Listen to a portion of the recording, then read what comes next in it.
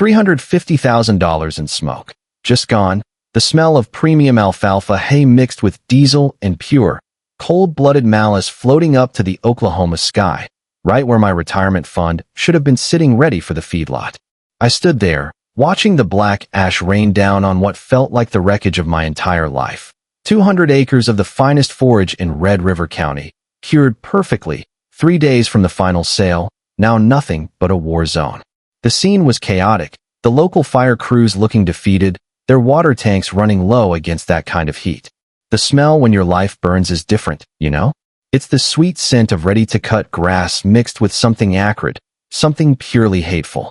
It was the smell of 2 years of work, gone, the smell of my wife's legacy being incinerated right in front of me. But here's the thing that made my hands shake so hard I almost dropped the phone. The rage so visceral it tasted metallic in my mouth. 50 feet away, on her perfectly manicured patio, Cassandra Thorne, the reason for all this, was calmly sipping something iced, utterly unbothered. Her hand waved dismissively at the smoke while she watched the fire crews battle the blaze. Every precious drop of water going into her immaculate flower beds, meticulously nourishing her imported azaleas. Not one drop aimed at my ruined field. When she saw me, covered in ash and despair, she actually smiled, that brittle, Orange County kind of smile, and shouted, "Looks like you've got a little weed problem, Judge Vance." A little weed problem. After 2 years of relentless, malicious harassment, and now this final, vicious act of pure agricultural terrorism. The malice was overwhelming.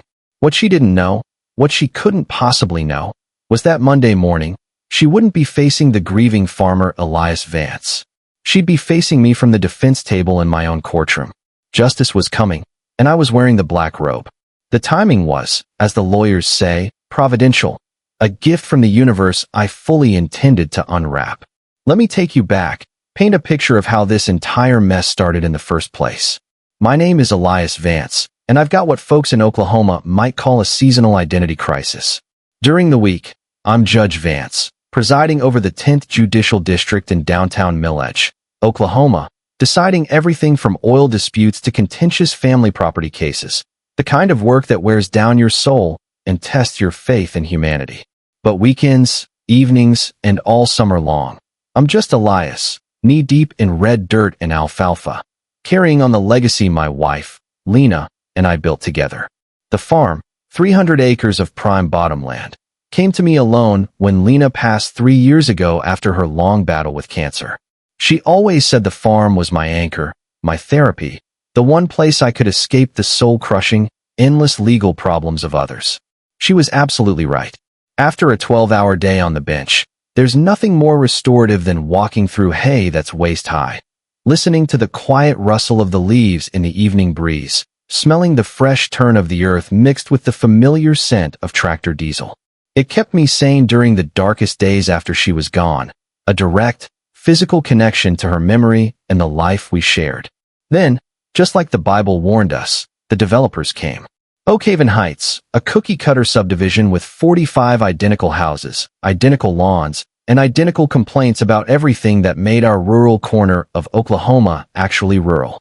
Most residents were decent people, escaping city stress, looking for space and quiet. But every single subdivision has one. Enter Cassandra Thorne. Cassandra rolled in from Plano in a white Range Rover that clearly had never seen a gravel road, 50-something, blonde in that expensive, high-maintenance way, with opinions about everything and the money and time to enforce them. She viewed the farm as an aesthetic blight, a threat to her highly curated suburban bubble, and a personal challenge to her authority. Within 3 months, she bullied her way into the HOA presidency with promises to elevate property standards and protect investments, which everyone knew was code for make my farm disappear. The harassment campaign started immediately, escalating from passive aggression to calculated legal maneuvering. First, it was the petty fines. My tractor running at 5 a.m. was excessive noise pollution, disrupting her yoga schedule. My dog barking was a community nuisance. The dust cloud from my baler was a threat to children's respiratory health. I tried being neighborly, truly I did.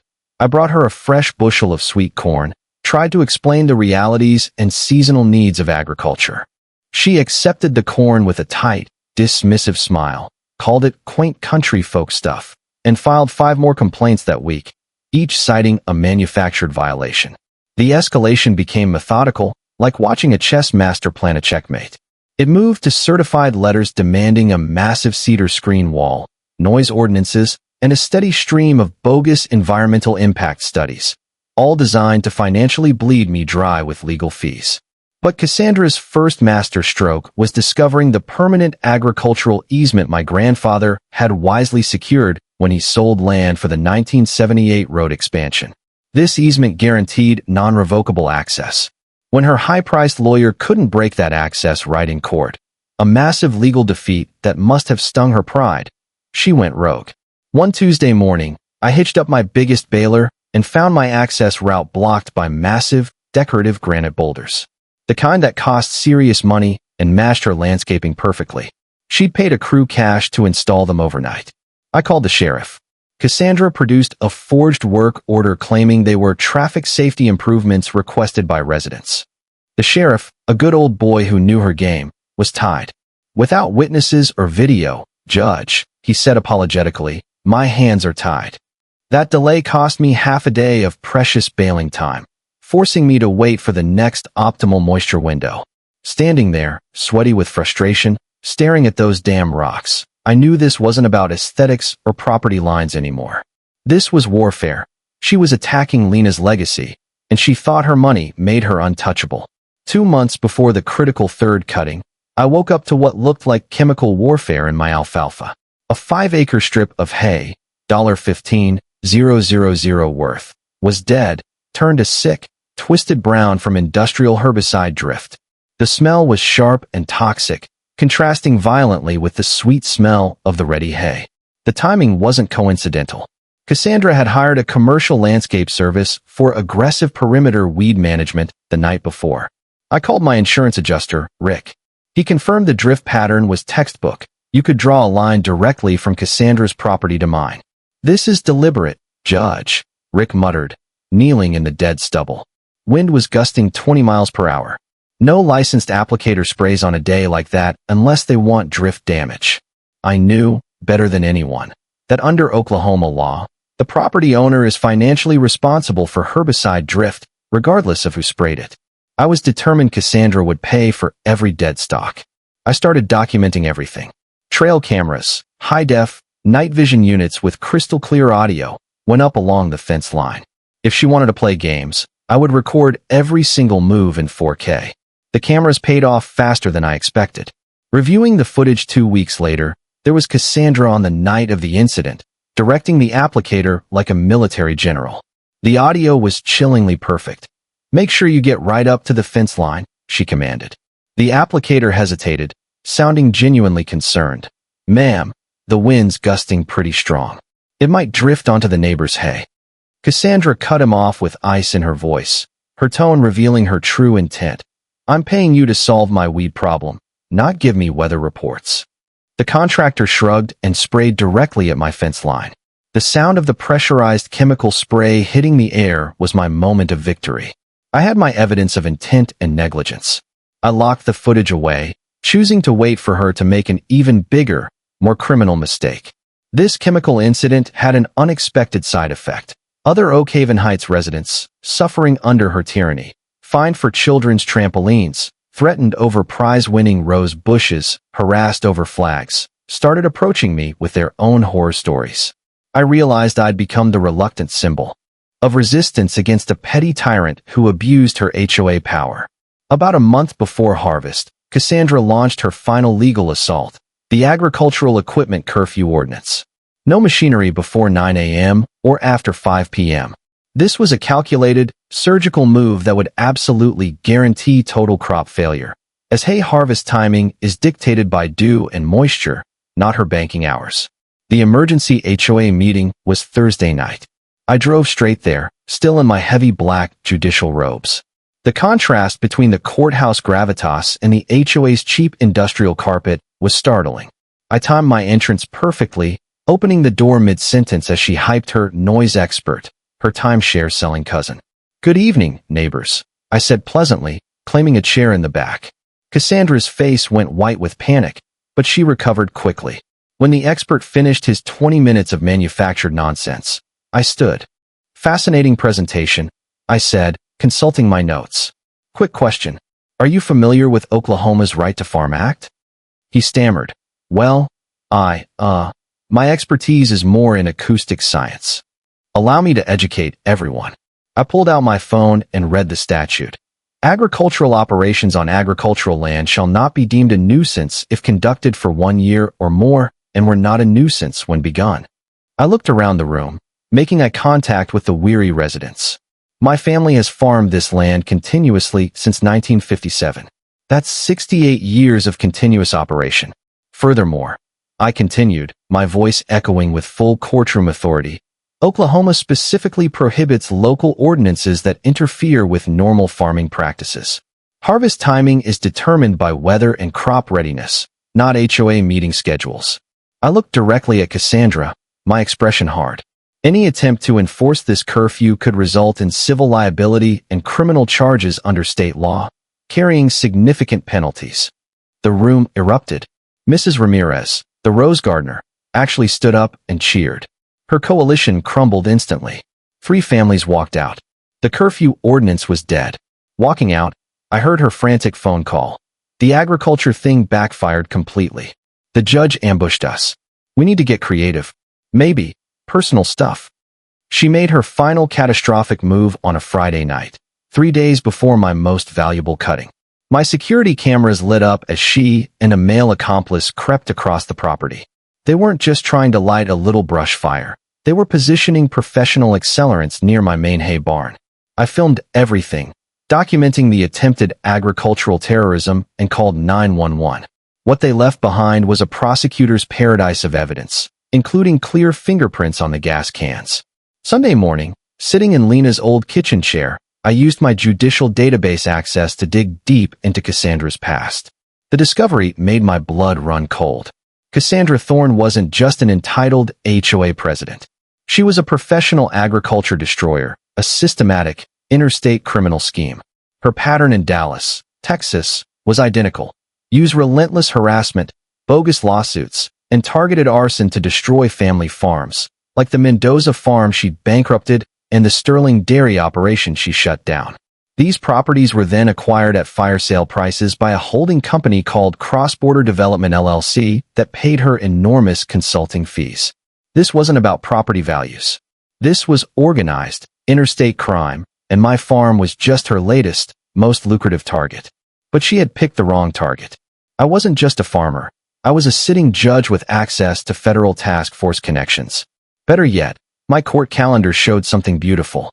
Monday morning, Cassandra had a routine civil hearing about a fence dispute. Random assignment had scheduled her to appear in my courtroom, completely unaware of our connection or the pending criminal charges. I spent Sunday meticulously organizing the evidence, building an airtight case toward federal agricultural terrorism charges. Monday morning, 9 a.m. sharp. Red River County Courthouse buzzed with an energy I hadn't felt since my prosecuting days. Cassandra strode in, confident, dressed in a powder blue suit. The courtroom was packed with silent, watchful farmers and, critically, federal agents. FBI Agricultural Crime Task Force, Oklahoma State Bureau of Investigation, insurance fraud investigators, all waiting. At exactly 9 a.m., the bailiff's voice echoed. All rise. The Honorable Judge Elias Vance presiding. I watched from the bench as Cassandra's confident expression transformed into sheer, bone-deep terror when she saw me. Her face drained of color, the realization hitting her like a physical blow that the man she had tried to destroy was now sitting in judgment of her.